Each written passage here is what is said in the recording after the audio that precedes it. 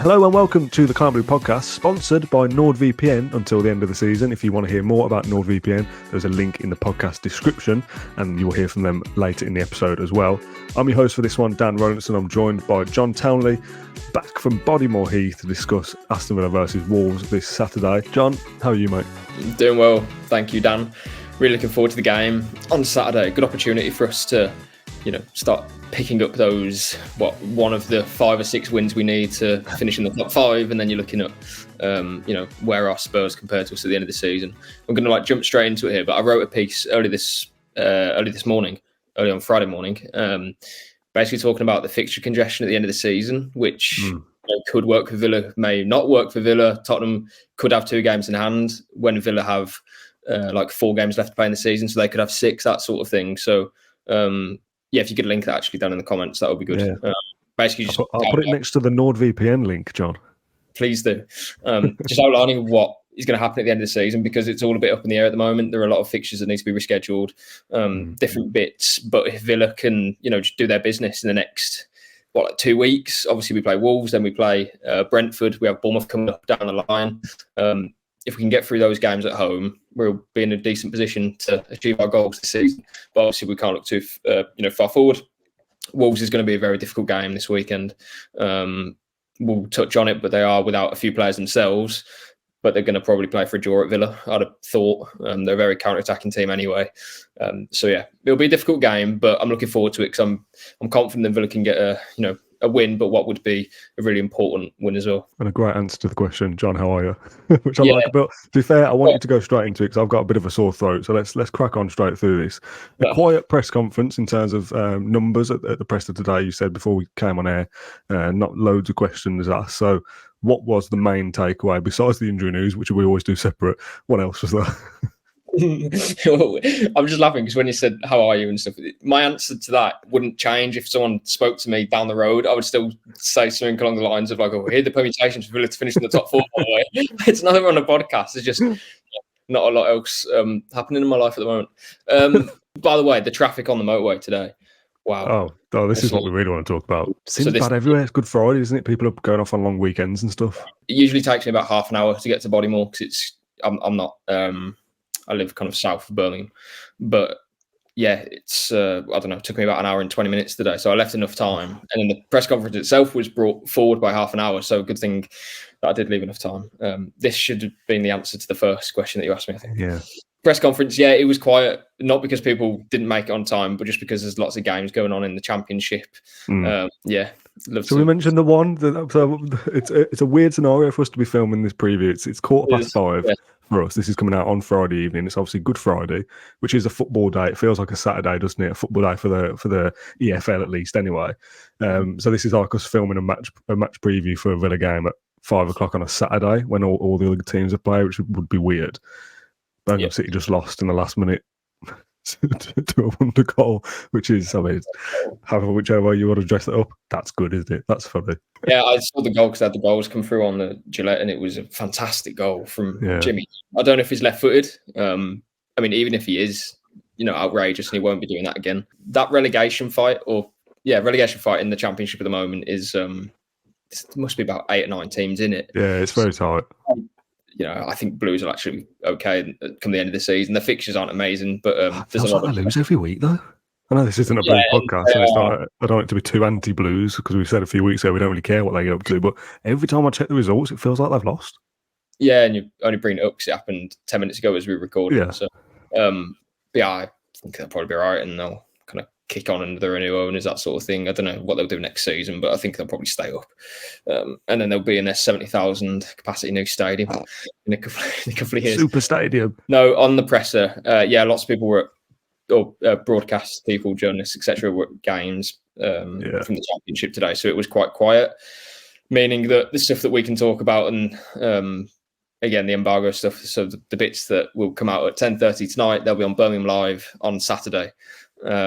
But the broadcast stuff, there wasn't a whole lot to go at. So it was mainly Unai Emery just talking about different injury bits and, respecting Wolves as well. He spoke a little bit about Tielemans doing well in the international break, but he kind of mentioned that, this is how he's playing for Villa as well. So I think I don't know. Maybe he took the question as because he was asked, Tielemans did very well. How can that help his confidence, etc. But Unai Emery basically answered it as well. But actually, this is how he's been playing for Villa when he's been playing in that position. It's just not every game that you score twice, which is true. Two very well taken goals, but Tielemans often is involved in moments for Villa in different games. So yeah, that's a positive. And Ezri Konsa as well. He was asked about him. Basically saying that he wants his players to be playing in international football because it helps them grow as people and professionals. And then there was also a question about Duran too, basically saying, did it work last week, in the last game against West Ham? Because obviously he started, kind of in hindsight, what do you make of his performance, or was that the right decision to make? And he just said that, well, actually these players need to practice on the training pitch, but also in games. They're not going to improve as players if they don't play in these games. And I think he did see that as an opportunity to play him because, no McGinn, let's set up differently, more physical player. Yes, at the top of the pitch, but also in the penalty box, defending set pieces. In the end, as we know, Villa kind of got away with it, I suppose. Clearly handballs in both of those set pieces that weren't given against West Ham.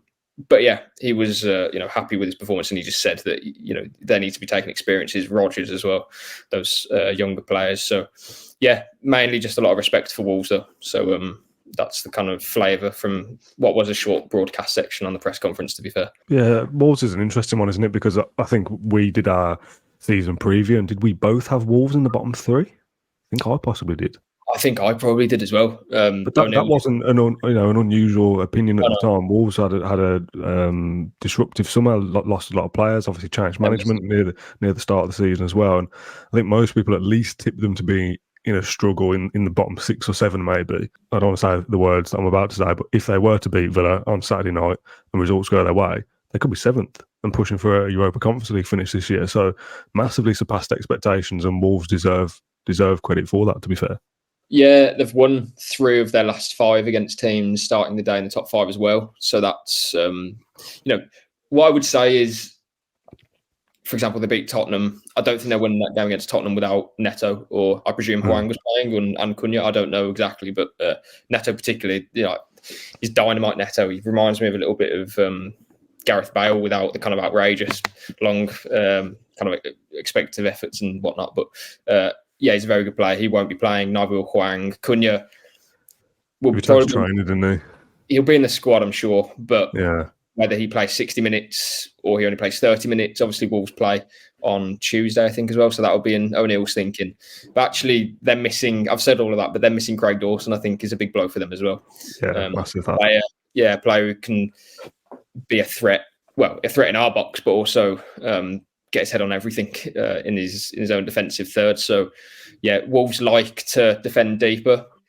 I think they've caught, and this isn't a slight at all because they're doing fantastic, but we have caught the opposition off 135 times, I think, which I think Wolves have done something like 35 times themselves. So, that kind of sums up what's going to happen on the pitch. They're going to be deep. We're going to be playing in their half pretty much. And we're going to have to watch out for their counter-attacks, but without some key players. That does help Villa. They'll probably have Sarabia, Cunha, and I don't know, maybe Lemina on a little bit. I like João Gomes. I think he's a very good player. The Brazil international. He'll be playing probably alongside Tommy Doyle. The fullbacks are energetic. The centre backs are physical. But yeah, without Dawson, I do think that is a blow. Bellegarde is missing as well, and he's decent. So yeah, Villa have their own issues, as we'll get on to. But Wolves, I think this is probably the weakest 11 that Wolves are probably going to play in this season. So Villa should be coming in with confidence for themselves because it feels like the start of the end of the season as such. This is now where we really need to show it, and we should take confidence and belief that we are able to do what we want to do. But also, this is a Wolves team that we can beat this team, and yeah, obviously it's not going to be as easy as that. They're still going to be well organised, and they're going to make it difficult. As I say, they'll probably play for a point. I hope that they can get something on the break. I think O'Neill said that this would be. This is an opportunity for Wolves to have another memorable result in the season. And I think that says a lot about obviously where Villa are, but also the kind of what's up against Wolves without some, key players. Well, we've done the Wolves injury update. Let's talk Aston Villa players. I know that it's Cash and Ramsey that are the main two. Do you want to just give me the update that Unai Emery gave? Can you give that to me? Cash, he said about 2 to 3 weeks. So that was confirmed earlier in the week, but Emery said it himself now. So 2 to 3 weeks. I think that probably leaves him, potentially playing. Is it the second leg? 1, 2, 3. Yeah, so potentially the second leg. Yeah, potentially the second leg against Lille. That's the kind of, where you're looking. But Villa should be able to cope, I think, for that amount of time. If Cash was ruled out for a month or even longer, I don't know. Obviously, that would be an issue because then we're relying on one right back. I know we have Kessler Hayden, but obviously we don't want to be relying on a young player who has he played a Premier League game yet. Kessler Hayden, I'm not too sure. He certainly hasn't started one. I don't believe that he's come off the bench in any games. So yeah, very inexperienced in a point of the season where we need to count on experience. So Cash is a blow, and I think this was actually.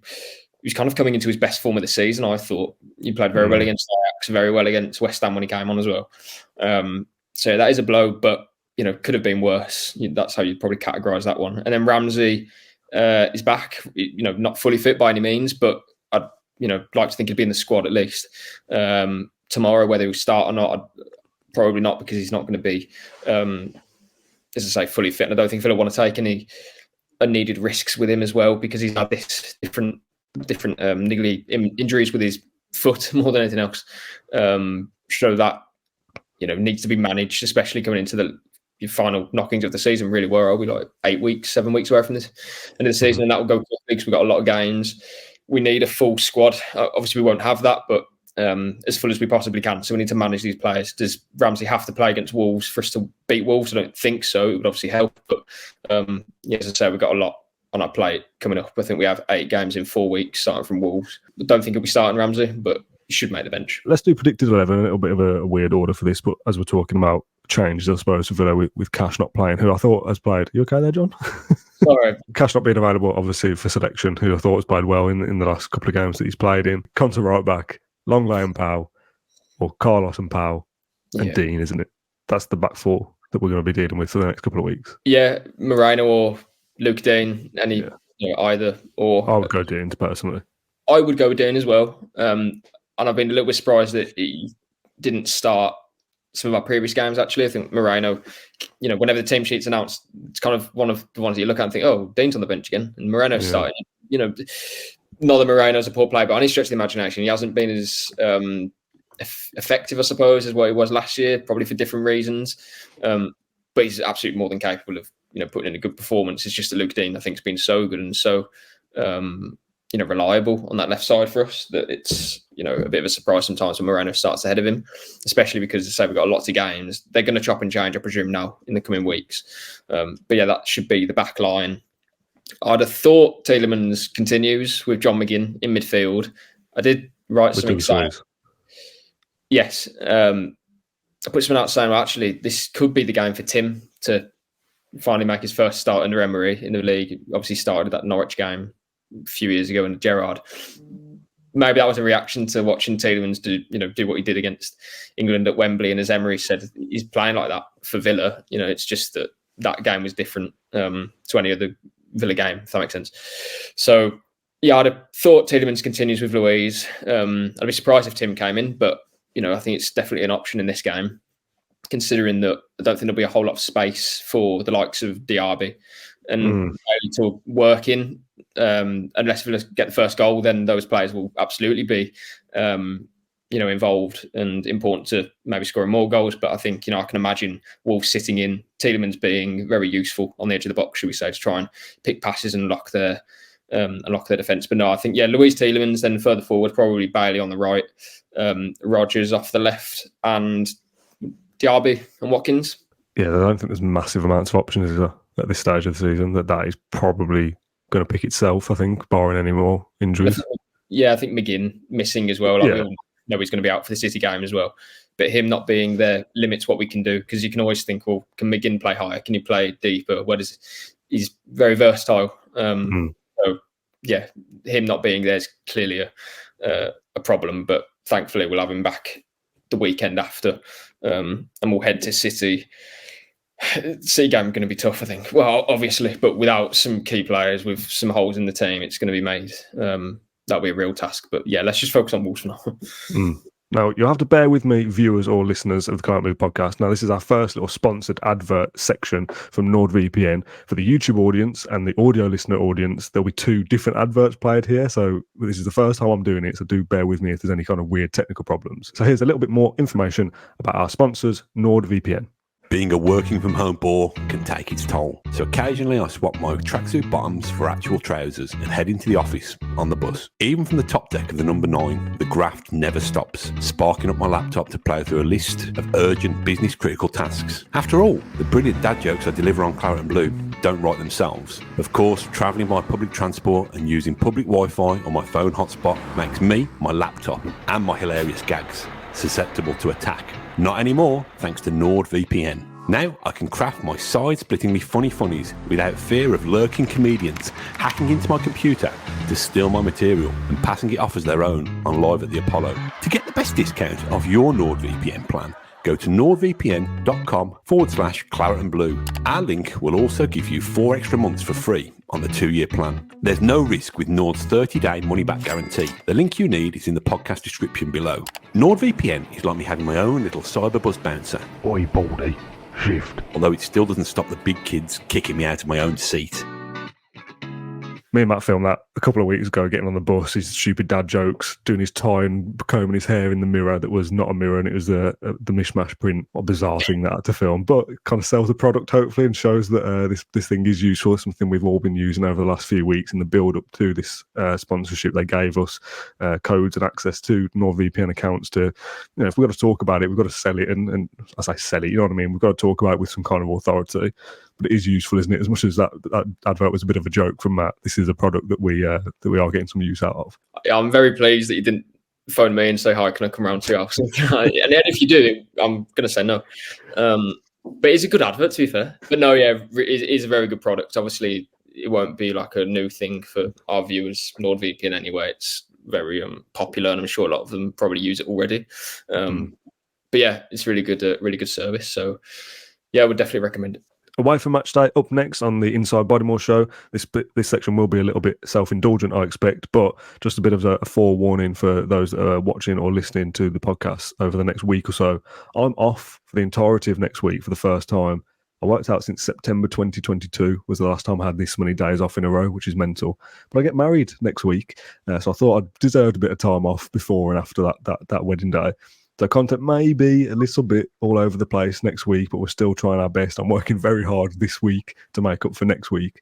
So I'd like to say that you won't see much of a difference if you're watching or listening, that there will still be content next week, but it might look slightly different. Obviously, we've got the post-match show tomorrow. We always do a show on a Monday. It's Easter Monday. I am off. So John and I, we'll be recording an episode on Sunday. We will plug that on social media to get questions and things, but there will still be an episode on Monday. We've got something coming out Tuesday that we filmed last week, which was good fun, which was basically guys just sit around and recite old footballers' names, but that was great fun. I'm in the process of editing that. There'll be a Villa voice notes on Wednesday morning. There'll be a post-match show for Man City, but it will not be the post-match show that you're used to because, John, you're taking the reins, aren't you? Do you want to explain? Yeah, you don't have to watch that, guys, if you don't want to. No, they do need to. Yeah, win, lose or draw, I'll be on here for 10-15 minutes just by myself. I think I did this before. Did I, Dan? You did an audio only solo effort, didn't you, for the Spurs preview? Yeah. When I had no Wi-Fi. If we lose, might be 2 minutes. If we win, it might be an hour. Don't know. But yeah, that'll be Thursday, I think, actually, Dan, won't it? Yeah, because obviously it's a night game. You'll be there, but you'll be logging on Thursday morning or Thursday afternoon to record some kind of post-match show. Just because we still want to try and deliver as much content as we can. But one, I will not be doing it because I imagine I'll be very hungover that day and won't have probably seen the game. I can already hear the comments now. Why have you arranged your wedding day on the day that Villa play? Yes, just rookie error. I know, yeah. I did book it 2 years ago. So I thought Wednesday nights Villa won't be playing. They're not in the Champions League. How little did I know that 2 years later we almost could be in the Champions League. It's one of those midweek everybody plays Premier League round, which I did not foresee happening 2 years ago. So that's why. But we'll still endeavour to bring as much content as we can.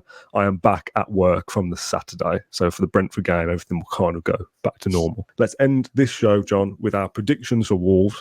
Now, we won't go straight into just delivering a scoreline because I feel like we've not talked massively about the game for the last 10 minutes or so. This is going to be difficult, isn't it? This is not going to be an easy game. This is not going to be, Wolves aren't that good and we're at home, so we should be fine. It is a local rivalry. We don't have a great record against Wolves. And despite their injury problems, this is still a game you go into and think, yes, Villa are better, we're higher up in the league and all those things, but this is one that makes my bum twitch a little bit. No, really. I think, firstly, because our record against Wolves is, dreadful. And secondly, because Wolves are good. As you say, they could, be competing for European football this season, which is certainly not what we expected, at the start of the season. Again, I do think that they're missing some key players, puts Villa, ahead clearly to be favourites to win the game. But no, it won't be easy because Villa will have to play at the top of their game to win it. That's going to be the same for all the matches now to the end of the season because we're in the business end of it. But yeah, Wolves are very, capable of winning against these good sides. But yeah, without some key guys, as I say, it's just changed the dynamic for them. Only Liverpool, Arsenal and Man City have won more points than Wolves since Christmas Eve, which is quite remarkable. That's like 3 months or so of worth of football. So that's no mean feat there. Yeah, very difficult game, but a game that Villa should be okay in as long as they play to their best level. And I think they will. So I will be saying a Villa victory. Okay, that's good. West Ham then, last game that we previewed, I went for a 2-1 away win. You went for a 2-2. It ended 1-1, of course. You get the point for the correct outcome, but nothing for the scoreline. For Wolves at home, John Townley, what are you going with? Go with the 2-0 Villa. 2-0, clean sheet as well. Really don't want to put too much emphasis on them missing some players, but without Neto, without Hwang, watching him against Coventry, that forward line will basically be the same, apart from maybe Cunha in the second half or in the first half. I just think if Villa play to their game, which I think they will, because we've had a bit of a break, we're ready to kind of go again. I can see it being a nice afternoon as long as we play well. That's the kind of the caveat. We know what Villa are like when they kind of step off it, or if they give the opponent kind of a leg up or an opportunity, then you're asking for trouble. But I'm just confident that we'll play our game, and if we do, I think we'll win. You're right. This does feel like a good time to play Wolves. With the injuries they've got, is there ever a better time to beat them? Now is probably it, I suppose. But like I say, I'm a little bit twitchy over this one, and maybe I shouldn't be like that. Maybe I should be uber confident. I'm going to go with a win. Having said all that, I'm going to go with a win. I'll go 2-1.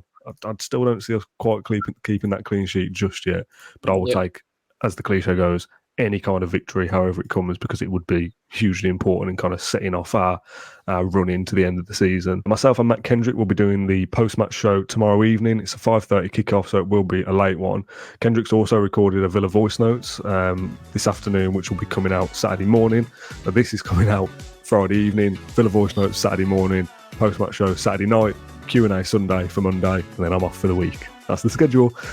Hopefully you've enjoyed this one. If you have, leave a comment down below with your thoughts and your score predictions as well. John, thank you very much for watching. No, thank you for watching. Thank you for being here. We'll see you all on the next one.